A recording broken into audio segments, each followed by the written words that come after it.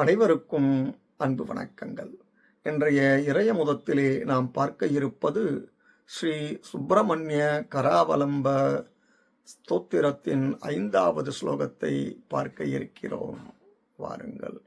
தேவாதி தேவரத மண்டல மத்திய வேத்ய தேவேந்திர பீட்ட நகரம் திருடசாபஹஸ்தம் शूरं निहत्य सुरकोटिभिरीढ्यमान वल्लीसनाथ मम देहि करावलम्बम् देवादिदेव रथमण्डलमध्यवेद्य देवेन्द्रपीठनगरं दृढचापहस्तं शूरं निहत्य सुरकोटिभिः ईढ्यमान वल्लीसनाथ मम देहि करावलम्बम् देवादिदेवरथमण्डलमध्यवेद्य देवेन्द्रपीठनगरं दृढचापहस्तं शूरं निहत्य सुरकोटिभिरीढ्यमान वल्लीसनाथ मम देहि करावलम्बम्.